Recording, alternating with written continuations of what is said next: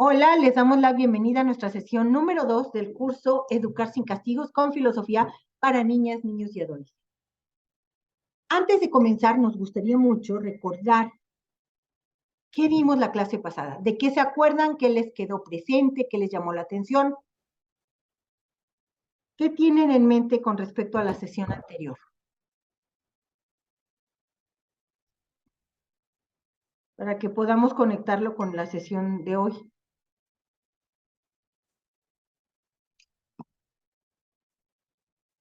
¿Nobody?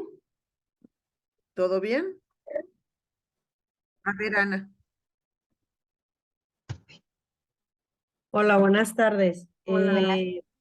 Pues hablamos de los propósitos de la crianza de filosofía para niños, que son 4, que es formar niños que se valoren como personas, capaces de reconocer prioridades, que tengan la oportunidad de participar y que su voz sea escuchada, que establezcan relaciones sanas, generosas, pacíficas, y que tengan una habilidad para, bueno, eso ya la dije. Perdón, que la oportunidad de participar y que su voz sea escuchada ayuda al autoconcepto y a la autoestima de los niños, que todo esto pues, de esta filosofía es trabajar en la reflexión, en establecer prioridades, en que estemos conscientes que no se puede abarcar todo, y algo muy importante que dependiendo de mi concepto de madre, va a ser la forma en que yo me voy a desempeñar en esta labor. Y se planteó la pregunta de qué es ser madre, y pues ya varias estuvieron participando con su concepto. En esa ocasión no lo pude dar, aquí voy a aprovechar para darlo. Para mí es una entrega, es un compromiso, una responsabilidad muy grande para formar otras vidas, para guiar otras vidas. Y todo esto es con base a un amor incondicional y un apoyo incondicional. Ok. Ay, qué linda, muchas gracias, Ana. Gracias, Ana. Gracias De por nada. ese excelente resumen que nos compartiste, que estuvo muy completo. Bueno, pues hoy vamos a hablar del diálogo. En filosofía para niños, la manera en la que se desarrollan las habilidades y en las que buscamos fomentar el desarrollo del pensamiento, como lo habíamos planteado en la sesión 1, que las niñas y niños piensen bien y piensen por sí mismos, es a través del diálogo. Y el diálogo, entendido, digamos que se trae directamente del diálogo socrático. Esas son las reglas, la manera en la que se va a buscar dialogar. No es cualquier intercambio entre dos o más personas de palabras, ya es diálogo. Hoy vamos a ver qué características tiene, qué lo distingue, a cómo se ve, cómo se escucha y qué cosas claramente no es el diálogo. Y lo que buscamos es con esto establecer ir aprendiendo, y eso es importante. Cuando terminen la sesión de hoy, me corto la mano derecha si no es cierto, van a querer correr a ir a hacer esto con sus hijas, hijos, alumnos y lo que sea. ¿Qué requiere de esto? Práctica, habilidad y voluntad. Entonces, Gina y yo, al igual que todas ustedes, estamos interesadas en que esto funcione en sus casas o en sus salones de clases. Entonces, hoy vamos a hablar de cuáles son todas las características que guarda el diálogo filosófico y el diálogo en filosofía para niños, pero mantengamos también esta paciencia para con nosotros y nosotras de saber que es algo que se tiene que aprender. No es, digamos, que la manera natural en la que nos comunicamos o la que hemos aprendido. Entonces, tengámonos muchísima paciencia también con las niñas y niños con las que lo vamos a hacer. ¿Se puede? Sí. ¿Se vuelve un hábito? Sin duda. ¿Se vuelve una manera de comunicarnos? Por supuesto que sí. Requiere de tiempo y de paciencia. Y justamente, o sea, en este intento que vamos a tener de estrenar nuestro diálogo filosófico, pues a lo mejor a las primeras, como dice Ceci, no nos va a salir muy bien, pero no nos debemos decepcionar, porque regularmente eso es lo que pasa. De repente dices, no, es que esto a lo mejor le funciona a otras personas, pero esto no es para mí, esto no arranca, no, mis hijos y mis hijas no puedo convivir con ellos de esta forma, sí se puede. Y entonces es la cuestión de primero tener claro, así como clarificamos el concepto de ser madre, hoy vamos a clarificar qué significa dialogar con ellas y ellos y cómo hacerlo, sobre todo cómo hacerlo y cómo no hacerlo. Y justamente para establecer los límites entre lo que sí es el diálogo y lo que no es, vamos a empezar por lo que no es, para dejar fuera todas aquellas prácticas que en muchas ocasiones pues recurrimos para comunicarnos con ellas y ellos, y que pues a partir de esta revisión, que es el diálogo, empezaremos a dejar de lado estas formas, pues que no son tan buenas, ni tan productivas, ni benéficas en la relación que estamos construyendo con las niñas, niños y adolescentes. Y lo primero que podríamos decir que no es el diálogo, es el debate. Dialogar no es debatir. En un debate, incluso cuando vemos un debate en la televisión, al final nos dicen quién ganó. Entonces, en el diálogo nadie gana y nadie pierde. Compartimos nuestras ideas, escuchamos, nos expresamos, pero la intención no es apabullar ni buscar el argumento que someta, que deje callada la boca del otro. Eso está muy lejos. El debate tiene la intención de ganar, de buscar los argumentos que dominen. Y el diálogo está muy lejos de eso. El diálogo no tiene la intención de dominar ni de ganar. El segundo punto, digamos, la segunda cosa que no es el diálogo es el adoctrinamiento. ¿Qué es adoctrinamiento? Adoctrinamiento es cuando transmitimos dogmas. Los dogmas son aquellos que no se pueden cuestionar, ¿sí? Entonces, cuando decimos, esto es así porque así es, esto es así porque soy tu madre, esto es así porque lo digo yo, esto es así porque vives en mi casa, esto es porque yo soy grande y yo sí sé, todas esas cosas que es así es y te friegas, básicamente son dogmas. Es esto lo tienes que tragártelo como pastilla y no hay posibilidad de preguntar, de cuestionar, de evaluar, de pensar, no hay. Entonces, cuando vayamos a dialogar y cuando busquemos dialogar, que es justamente el camino que nos va a llevar a esta vida sin regaños y sin castigos, necesitamos deshacernos de los dogmas, de las cosas que damos como absolutamente ciertas y que esperamos que las niñas, niños y adolescentes se traguen como pastilla y los hagan suyas sin chistar, ¿sí? ¿Qué tiene que ver con el adoctrinamiento y con la posibilidad de dejar de adoctrinar? Hay una palabra que últimamente se usa con muchísima frecuencia, que es el adultocentrismo. El adultocentrismo es el sistema en el cual se asume equivocadamente que las personas, por ser adultas, estamos bien y todos los demás grupos de edad están mal. Entiéndanse las personas de la tercera edad, las y los jóvenes, los niños y las niñas, ¿no? Etcétera.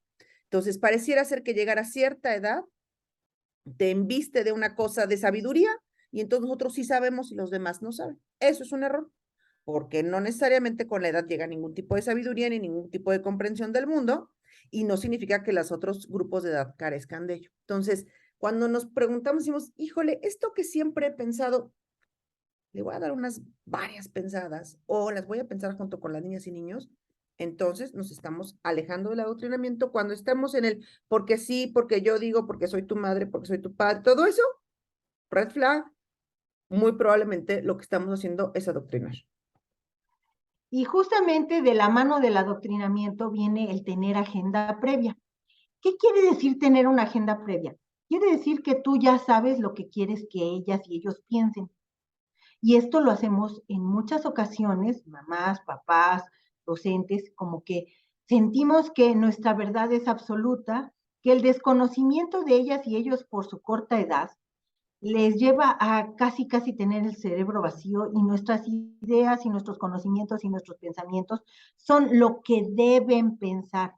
Hay, cuando utilizamos mucho una frase que es que yo quiero que entienda, es que quiero hablar con él porque yo quiero que entienda. Perdóname, pero discúlpame, mejor díctale. Es más fácil y te ahorras mucho tiempo. Si tú ya sabes lo que quieres que piense, o sea, la conclusión a la que quieres que llegue, pues nomás díctasela. Ahórrate el proceso de tener que hacer como que escuchas, porque eso es lo que hacemos. Cuando tenemos agenda previa, hacemos como que escuchamos. Pero en realidad, mientras la otra persona se expresa, si es que en algún momento tiene oportunidad de expresarse, lo que nosotros estamos haciendo es pensando cómo rebatirle eso que está diciendo. ¿Qué tengo que contestarle para quitarle esa idea y que finalmente llegue a la conclusión que yo espero que llegue? Eso es tener la agenda previa.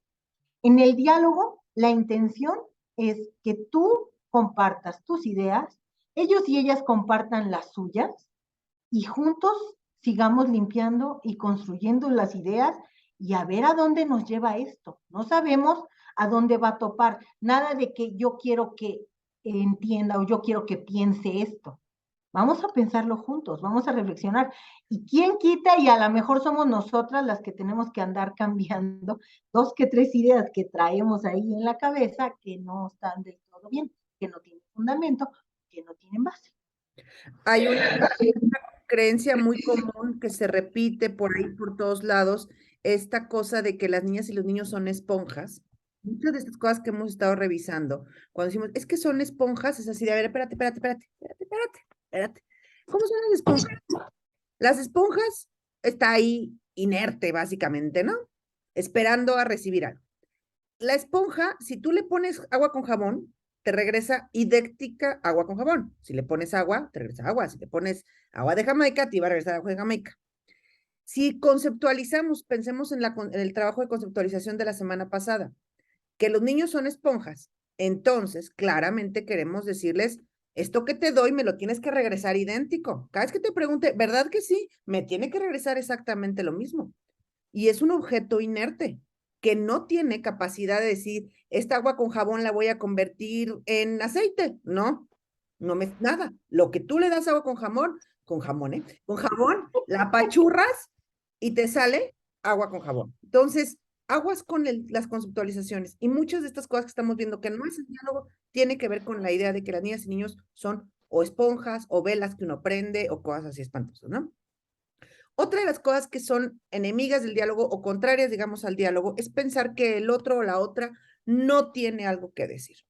Son estos monólogos disfrazados de vamos a hablar, en los cuales yo mamá, yo maestra, yo papá, me aviento un speech de 45 minutos explicándote todo lo que hiciste mal y todo lo que tienes que pensar. Y al final, el diálogo, lo que pretende ser el diálogo es que me dices, ¿verdad que sí? ¿Estás de acuerdo? Sí, ¿no? Y eso se acabó. ¿Por qué? Porque muchas veces, desde nuestra posición adulta, pensamos que el otro, porque tiene 5 años, porque tiene 7, porque tiene 14, porque es chiquito, porque es la primera vez que le pasa no sé qué, por lo que gustes y mandes, no tiene algo que decir sobre su propia experiencia, sobre su propio cuerpo, sobre su propia vivencia. Si partimos del hecho de que el otro o la otra no tiene nada que decir, entonces estamos alejándonos de la idea del diálogo.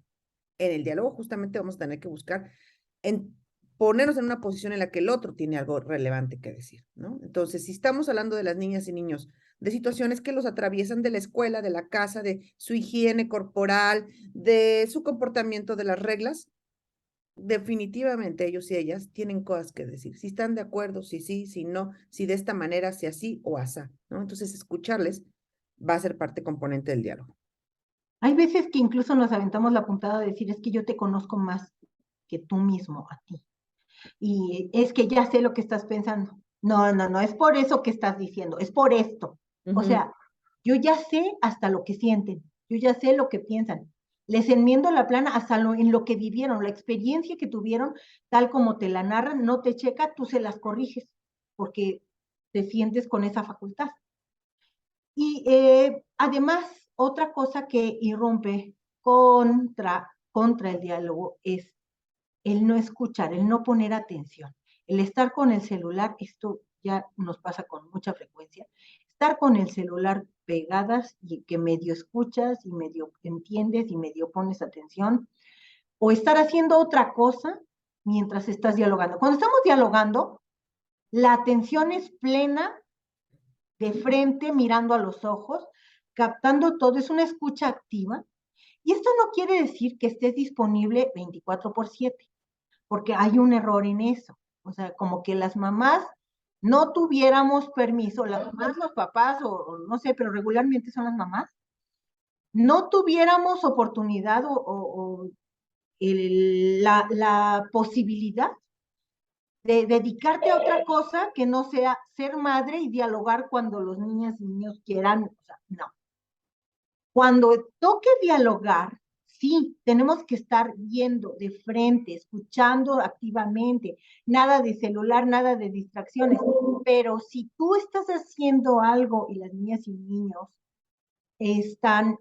quieren hablar contigo, o sea, tenemos que dar la posibilidad de que ambas partes estemos en disposición de hacer diálogo, también de ellas y ellos. Si yo entro ahorita al cuarto de mi hijo que está jugando con su Xbox, y le digo, tengo que dialogar contigo porque, perdóname, o sea, también hay que buscar la disponibilidad de ellas y ellos para el diálogo. Entonces, es de dos vías. Y el estar atentos y el escucharnos y el mirarnos cuando estamos dialogando forma parte esencial. El no hacerlo nos aleja del diálogo. Eso ya no es diálogo cuando hay distracción, cuando ya no hay una atención y cuando ya, pues, de las dos partes se desconectó. La siguiente es algo que es importante y es difícil para las personas adultas y es estar llenas o llenos de certezas es un obstáculo para el diálogo. Cuando estamos absolutamente seguras de, es que yo ya tengo toda la sabiduría de la vida junta y se la tengo que transmitir, se lo tengo que explicar, es que yo ya sé cómo es esto de ir en la prepa. No, mija, tú sabías cómo era ir en la prepa hace 15 años o 20 años, en tu prepa, en tu ciudad, en tu generación. Eso más o menos a lo mejor le agarraste la onda.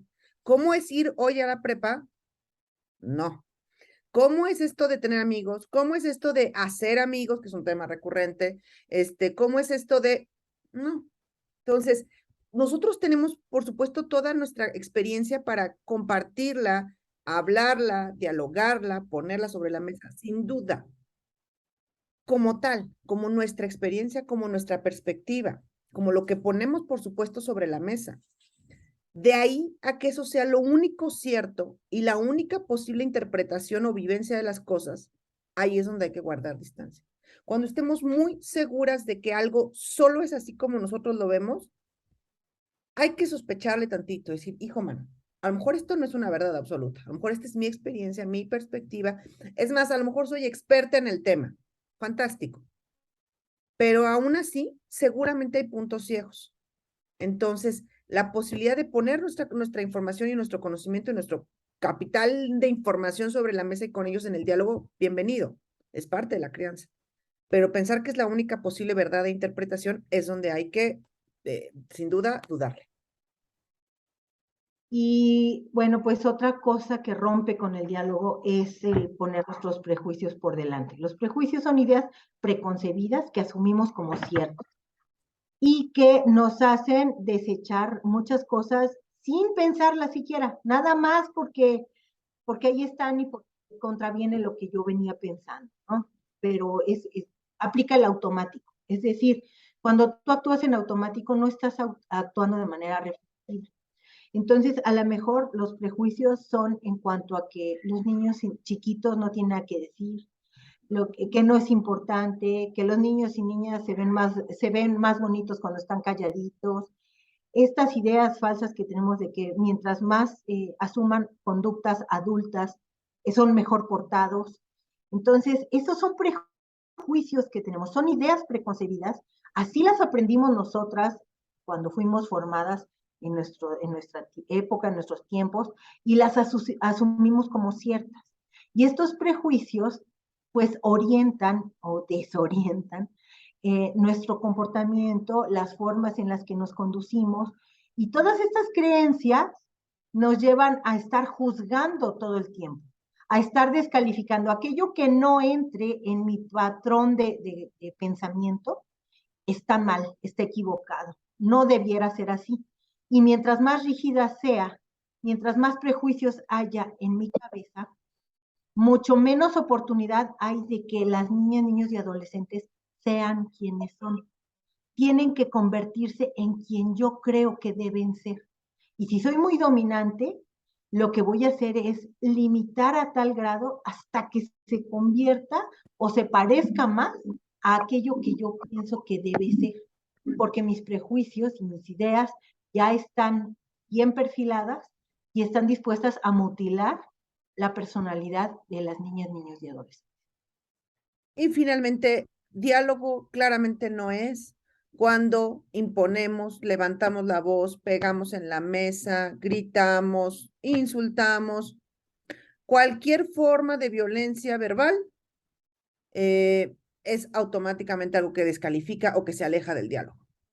Porque estamos atacando, porque estamos violentando, porque se rompe el espacio. No significa que el espacio de diálogo sea que nos tengamos que poner siempre de acuerdo y que estemos pensando exactamente lo mismo, pero sí de respeto, sin duda. Sí de respeto y de espacio para la pluralidad, para que las diversas voces que existan y opiniones se expresen.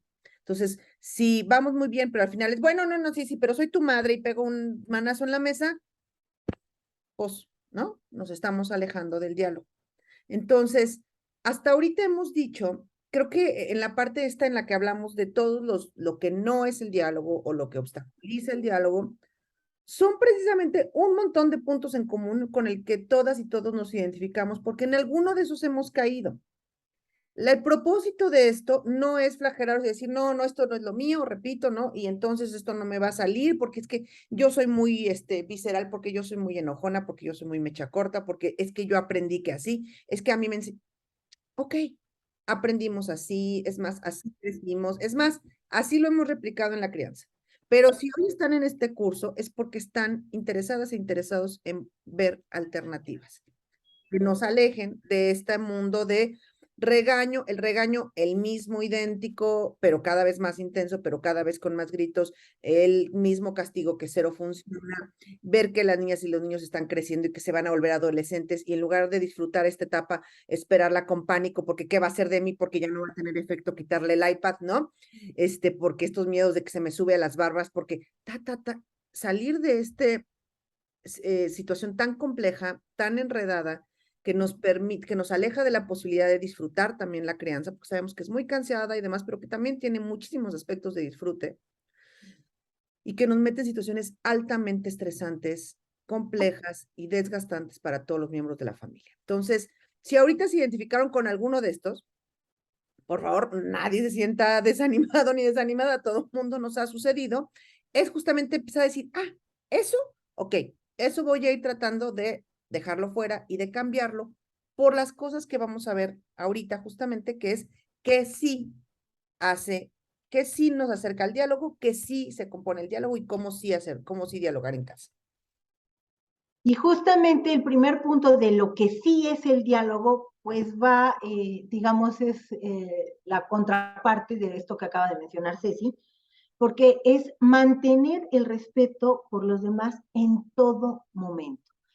Esto que muchas veces hacemos en casa, es que aquí somos bien carrilludos. Sí, nos echamos mucha bulla, pero ya saben que es de broma. Y entonces, pues agarramos a alguien de bajada y le ponemos sobrenombres y lo estamos molestando y decimos groserías, pero ya sabes que es de broma, yo te quiero, yo te quiero. O sea, esas formas, los insultos, son agresiones, son generar un ambiente en donde no hay respeto, porque yo no creo que una persona a la que la están molestando, luego los hermanos se convierten así, y luego están lejos de nuestra mirada, y cuando los hermanos se convierten en el peor verdugo, pues estamos amolados, porque hay violencia, hay empujones, hay insultos, hay bromas, hay cosas muy pesadas que yo no creo que haya alguien que disfrute que le estén molestando todo el día y que le estén diciendo pues las cosas más feas que se puedan imaginar. Entonces, el mantener el respeto implica el escuchar, el atender necesidades, el comprender que no está en mí hacer sentir mal. No, lo que pasa es que así es el mundo, que vaya aprendiendo. qué horror. Hay quienes piensan así. Hay quienes dicen, es que el mundo es muy, muy violento, es muy cruel. Tiene que aprender aquí en la casa que así es la vida. Ay, Jesús de Veracruz, eso sí está muy feo. O sea, es someterlo a violencia para prepararlo para la violencia. Está un poco bizarra la concepción. Entonces, vamos cuidando el ambiente que estamos desarrollando en el contexto del hogar, en el contexto del aula, si eres docente, porque en todo momento debe prevalecer el respeto. La segunda cosa que sí es el diálogo o que requiere del diálogo es de la escucha atenta. Escucha atenta no es nada más estar así viéndolos con los ojos pelones, ¿no? Sino tratar de comprender, ponernos en una posición que lo que busca es comprender. Escucha atenta significa poner atención a las palabras que usan para describir una situación.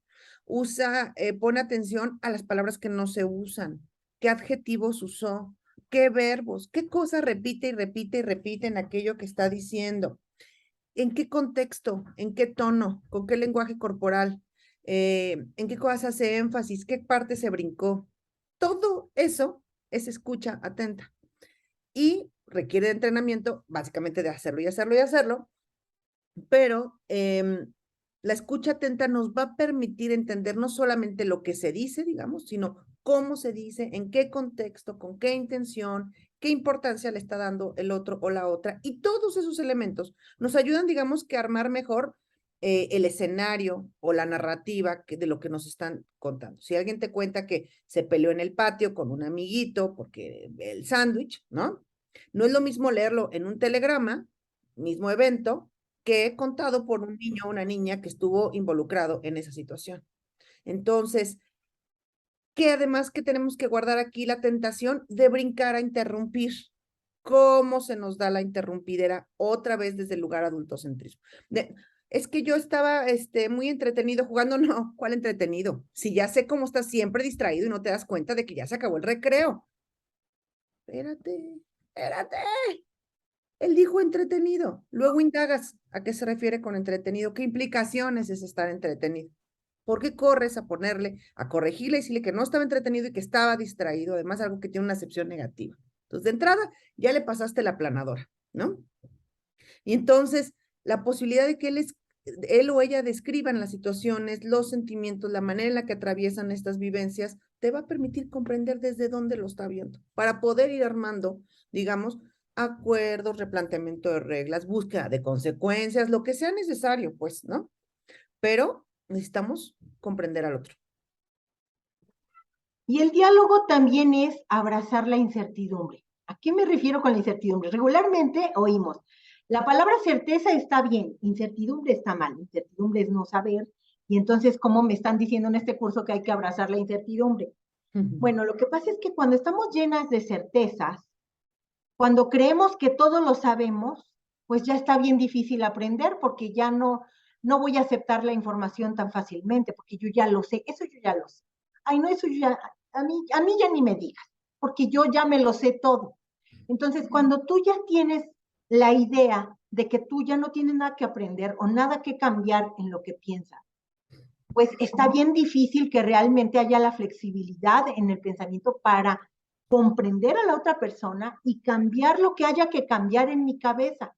Tener la humildad de aceptar que no lo sé todo y que puedo aprender mucho y que mi hija, hijo, estudiante, adolescente, niña, niño, puede enseñarme mucho y puedo aprender mucho en la convivencia y en la interacción con ellas y ellos.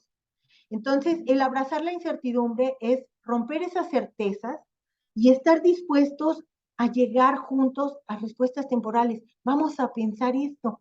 Esto pasa mucho, por ejemplo, cuando establecemos una regla de convivencia con mi hija, mi hijo de 7 años, y qué bien nos ha funcionado, pero ya está creciendo.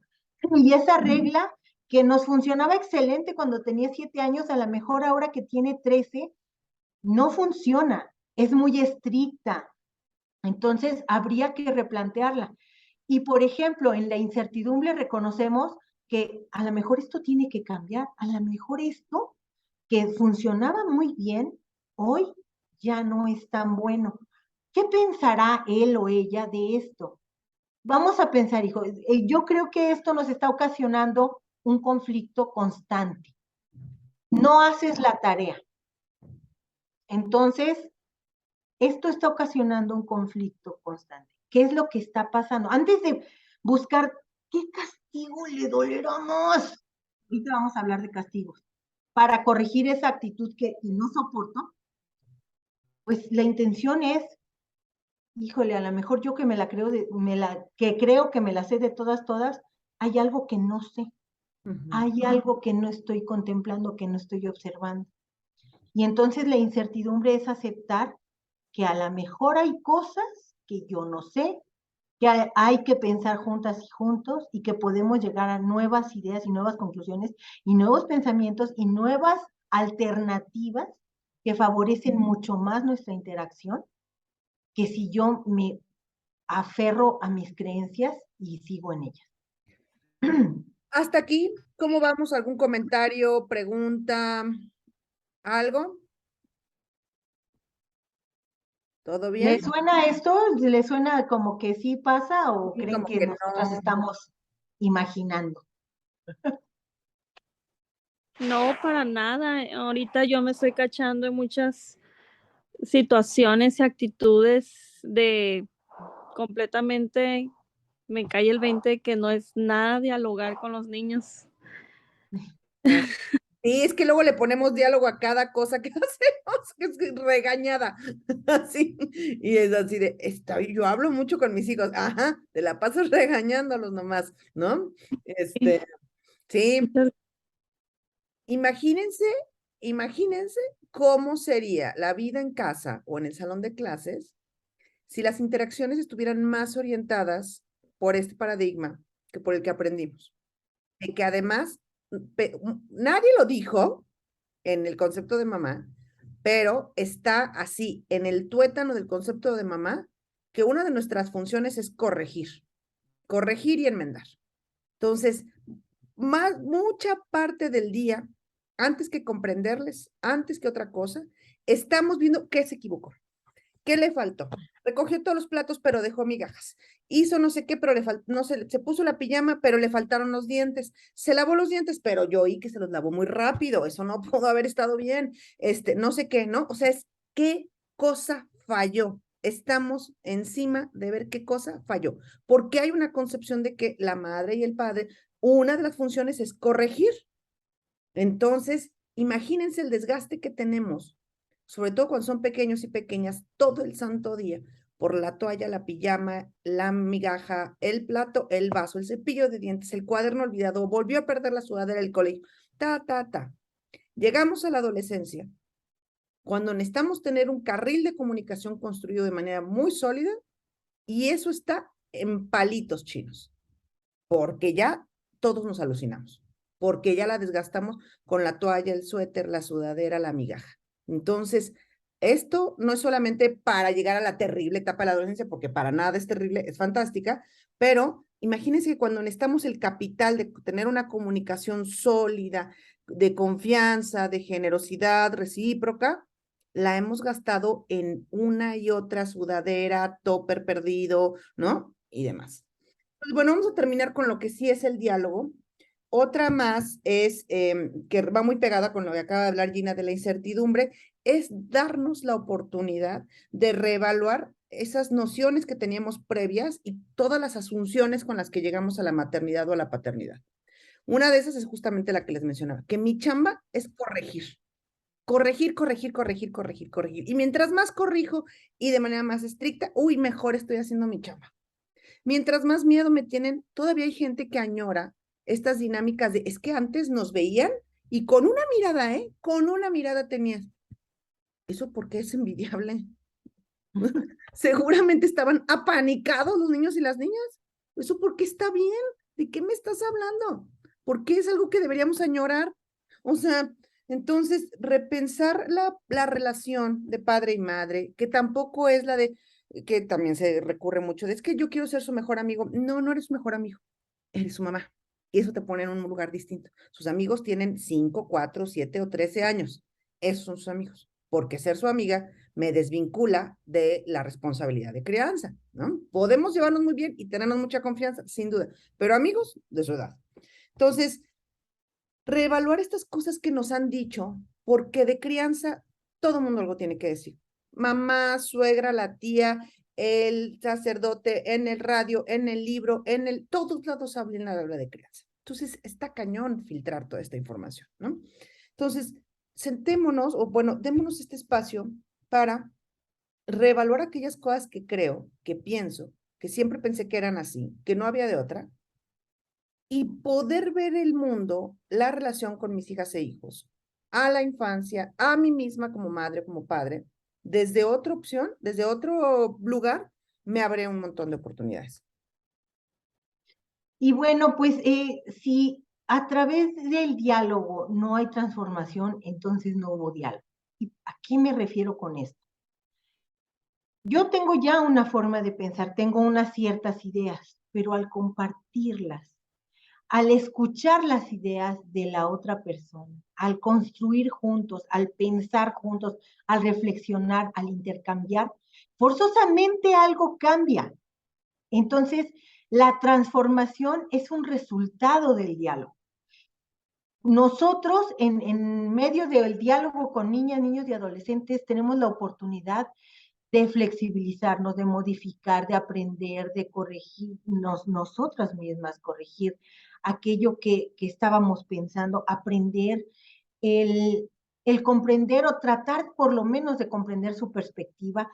Esto nos lleva a transformar quienes somos para ir aprendiendo y para ir avanzando. Entonces, si no hay transformación como resultado del diálogo, no hubo diálogo.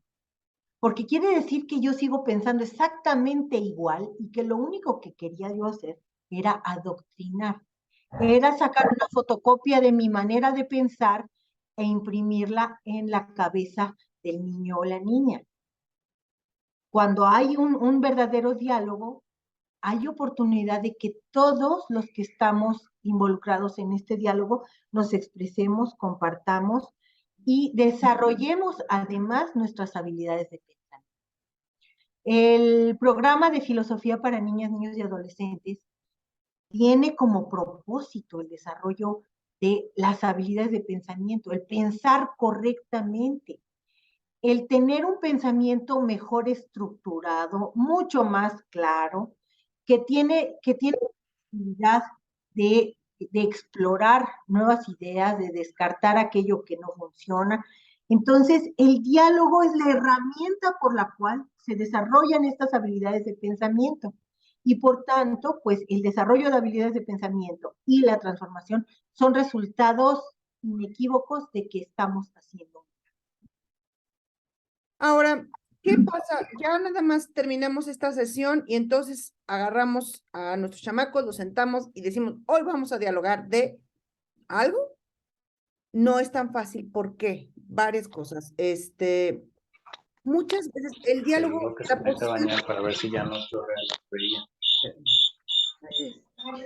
Ya. El papel de las personas adultas en el diálogo principalmente es la de la elaboración de preguntas, que nos pone en un lugar distinto que el de estas personas que soltamos grandes lecciones de vida cada vez que abrimos la boca. Es que recoge uno todo la verborrea que iba a aventar y en vez de eso, lo que más hacemos es hacer preguntas. Hacer preguntas es algo que también se aprende. Hasta aquí todo va muy bien. La cosa es que muchas veces las mismas preguntas, bueno, más bien, la dinámica de hacer preguntas a las niñas y los niños ya trae un dardo envenenado, digamos, porque las preguntas en casa o en el salón de clases las hemos usado para interrogar, evidenciar que están haciendo mal, evidenciar que no saben o evidenciar que nosotras sí sabemos, ¿no? Preguntas retóricas del tipo de, ¿cuántas veces tengo que decir que quites la taza de ahí? Eso no es una pregunta porque no hay una respuesta posible. O sea, si alguien les dice, unas 15 veces más, ya se quedan en paz. Dicen, ok, 15 veces más. Good. No hay respuestas, ¿no? ¿O por qué no te llevaste el suéter si viste que hacía frío? Probablemente porque no le interesó, porque no pensó que hacía frío, porque le dio igual, porque vete tú a saber. preguntas que buscan como más, como de inquisición, pues, ¿no? Así de, yo sí sé la verdad, pero estoy esperando que me la digas, ¿no? ¿Y qué más pasó? A ver, dime, ¿qué más pasó? Ay, pues qué susto, ¿no? Ya nada más te dice alguien eso, ya tienes miedo de saber qué es lo que te va a preguntar, lo que ya sabe que tú no sabes, ¿no? Entonces, cuando empezamos a hacer preguntas, aunque sea desde el modelo dialógico y desde el modelo de filosofía para niñas y niños, va a haber cierta resistencia en casa, porque las preguntas las hemos usado como armas y no como herramientas para entendernos mejor. Entonces, en lo que nos ponemos de acuerdo en la familia de que las preguntas generalmente buscan conocer al otro, buscan conocer la perspectiva, buscan comprender, buscan que nos entendamos mejor y no es para acusar, para que no haya respuesta posible, para evidenciar que alguien no sabe, necesitamos hacerlo y hacerlo y hacerlo. Y también plantear mejores preguntas del tipo, no de cuántas veces te tuve que decir lo de la taza, lo del suéter, ese tipo de preguntas, pues ni siquiera tienen respuesta, ¿no? También nos vamos a encontrar con, muchas veces con silencios. Es como, ¿qué le picó a mi mamá, a mi maestra, a mi papá? ¿Por qué me está haciendo tantas preguntas? ¿Y ahora? ¿Qué se trae? ¿No? ¿Qué se trae? ¿Qué pasó? Y hay resistencia porque nadie sabe qué está pasando. Es interesante que con el programa de filosofía para niños no tenemos por qué, digamos que, esconder las tripas o la agenda de esto. Estoy intentando comunicarme de otra manera, estoy intentando comprender de otra manera, estoy aprendiendo a hacer tal cosa, ¿sí?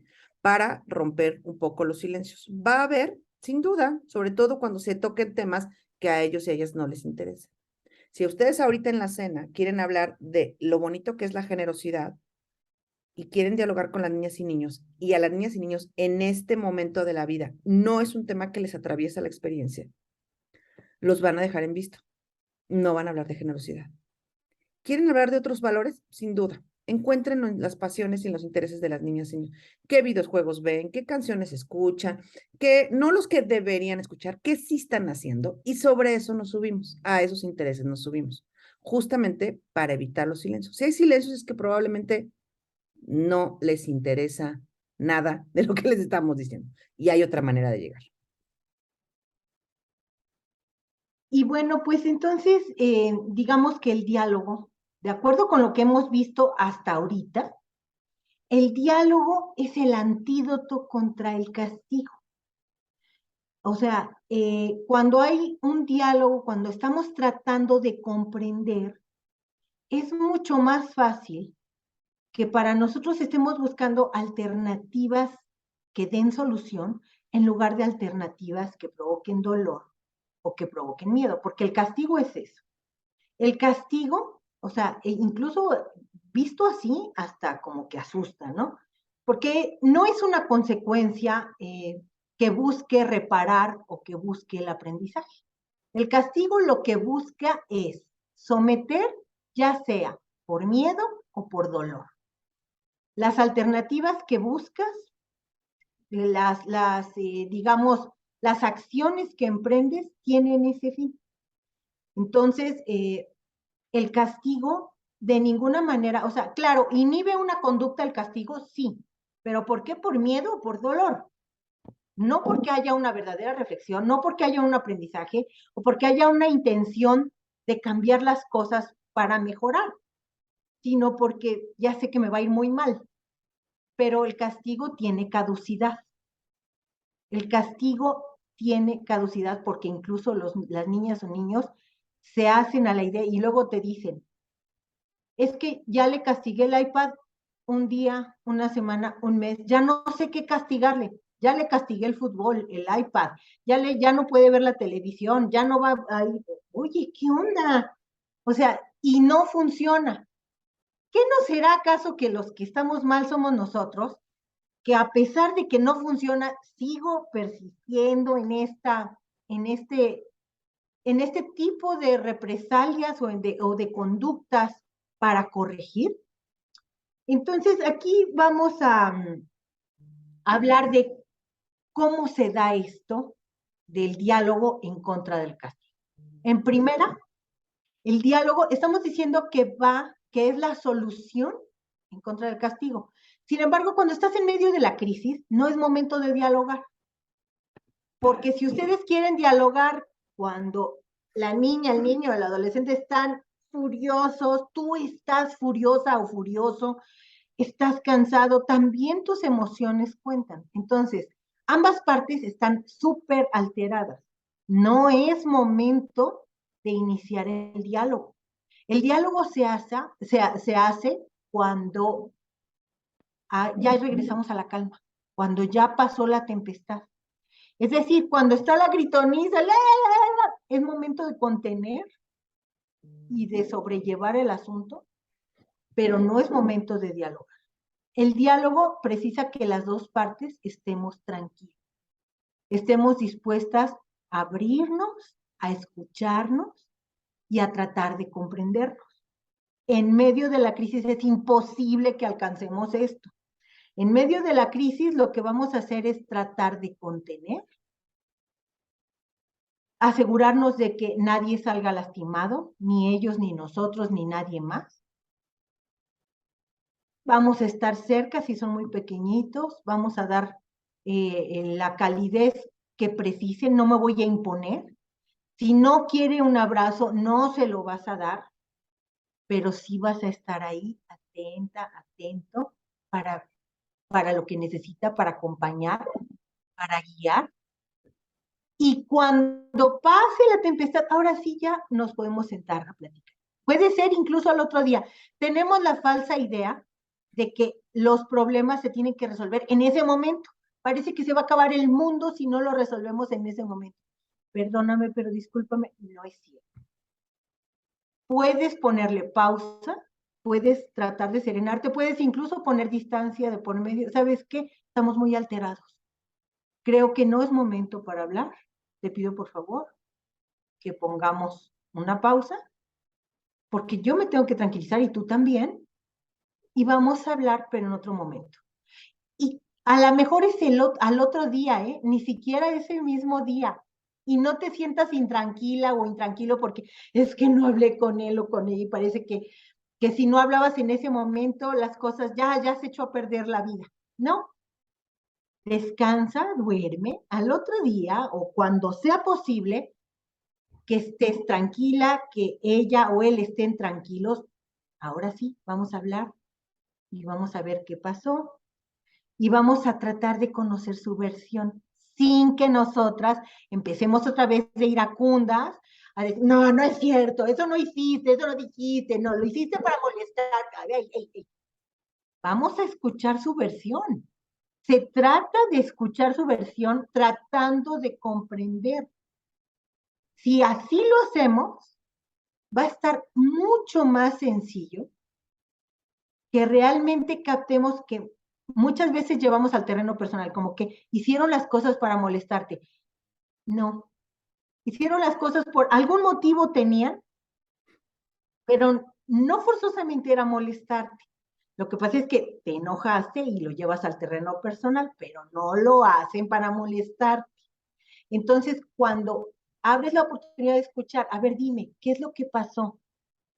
Y te detienes y te contienes y no hablas y escuchas, lo más probable es que entiendas qué es lo que estaba pasando por su cabeza, qué es lo que estaba sucediendo que le impulsó a actuar de tal manera. Se le hizo fácil, creyó que que iba a salir bien, que no te ibas a dar cuenta, que no te ibas a enojar.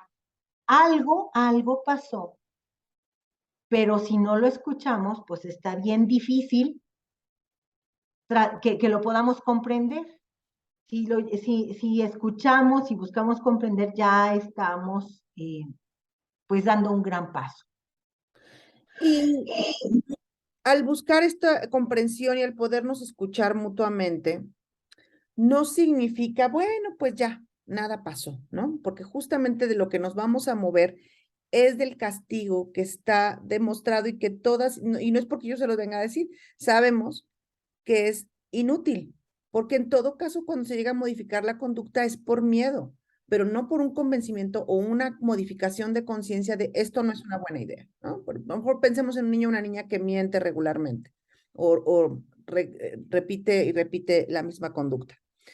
Si le amenazamos con algo que le duele, que es un castigo, si deja de mentir, pues probablemente lo detenga en lo que esa cosa que le duele siga haciendo efecto de dolor.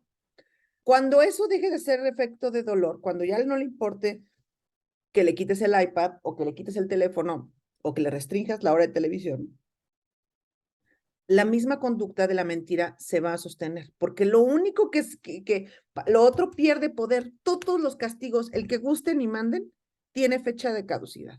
O porque crecen, o porque el interés ya no es el mismo, o porque ya no están emocionados por tal juego, por lo que gusten y manden, pierde caducidad. Y quien haya tomado el camino a los castigos sabe que siempre hay que incrementar la intensidad. Si antes se lo quitabas una tarde el teléfono, ahora tienes que quitárselo 2 para que cumpla su función. Y luego 3, y luego 7, y luego 15, y luego a dónde vamos a llegar. Pues, ¿no? Entonces, lo que vamos a ver en la semana que viene es justamente cuál es la posibilidad y cómo movernos hacia el mundo de las consecuencias, que lo hemos oído hasta el cansancio de, es que hay que poner consecuencias. Y todo el mundo dice, sí, hay que poner consecuencias. ¿Cómo? Y cómo identificar cuál es la consecuencia pertinente, lo vamos a ver con detenimiento la siguiente semana, pero creo que es importante, ahorita que estamos hablando de diálogo, justamente en el diálogo es donde vamos a identificar qué es lo que procede. ¿Procede lastimar? ¿Qué queremos? ¿Lastimarlos? ¿Asustarlos? ¿Amenazarlos? Venga, sigamos con los castigos. ¿Qué queremos? ¿Que se repare? ¿Que haya un aprendizaje o que haya una modificación de conciencia? Entonces eso nos mueve del lugar.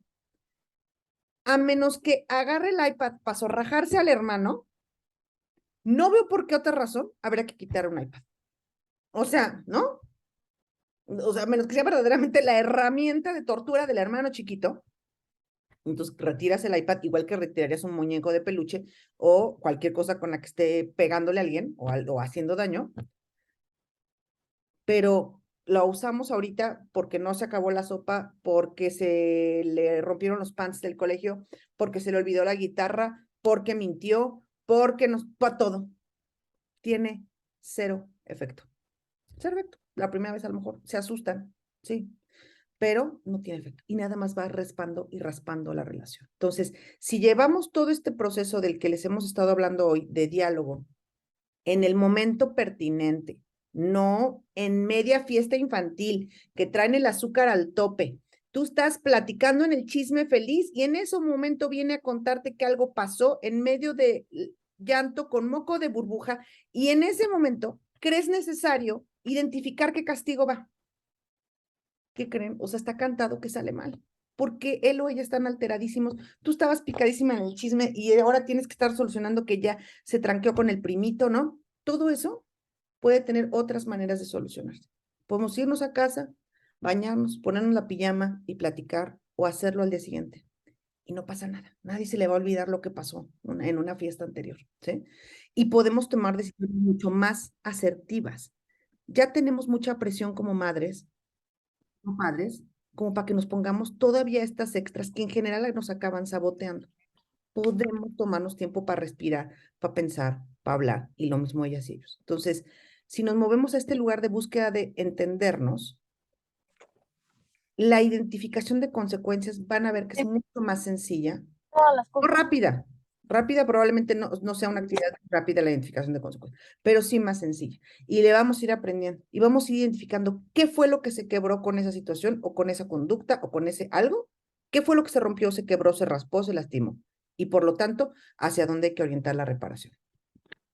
Y además el castigo nos deja a nosotras mismas, o sea, no solamente los daña o los lastima a ellas y ellos, a nosotros nos deja un sabor amargo, nos deja tristeza, nos deja remordimiento, y cuando no funcionó y estás muy enojada, te deja frustración también.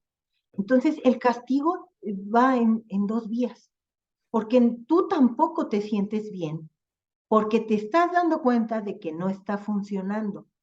Y si funciona, de todas maneras te queda el sabor amargo de que la lastimaste o lo lastimaste, que las cosas quedaron mal, que quedaron dañadas, lastimadas. Entonces, el castigo, por lo que estamos viendo, pues de ninguna manera nos va a resolver, ni nos va a dejar bien, ni a ellos, ni a nosotros. Y no es una postura, esto de educar sin castigos, pues hay muchos detractores, hay muchas personas que tienen una forma tradicional de ver la educación y entonces piensan que esta propuesta implica dejarlos así en la total, así como salvajes y sin límites, y de ninguna manera, de ninguna manera. Estamos hablando de niñas y niños con una capacidad de pensamiento, con capacidad de autonomía, entonces de autorregulación, pero necesitamos poner nuestro granito de arena para que ellas y ellos aprendan, adopten y generen sus propios criterios para tomar decisiones más acertadas y para que cuando se equivoquen ellos mismos puedan aplicar la autocorrección porque están habituados a pensar, a reflexionar. Pero eso no se va a dar en un entorno de castigo, en un entorno de miedo, de sometimiento, porque además eso también se aprende. Si hoy mi hija, mi hijo está aprendiendo a ser dominado a través del dolor o del miedo, la forma en la que se va a relacionar en su etapa adulta va a estar muy relacionada con estos dos sentimientos. Entonces, no quisiera siquiera pensar que mi hijo o mi hija se relacione con otras personas en estos términos de miedo o de dolor, porque así lo aprendió conmigo. Y bueno, pues con esto cerramos nuestra sesión del día de hoy. Ya saben, la sesión va a estar grabada, disponible ahí en la descripción del chat, también el manual de esta sesión y claro, si hay comentarios, si hay dudas, nos va a encantar leerles en el chat de WhatsApp. Muchísimas gracias y que tengan bonita tarde. Muchas gracias a todas y todos. Bye, bye. Muchas gracias. Gracias, gracias Sheila, gracias Bye, Gaby, gracias bye. a todas. Muchas gracias. Gracias. Bye. Bye, bye. Gracias. Gracias, Cristian. Gracias, nos vemos. ¿Tú estás grabando, querida? Ah, por eso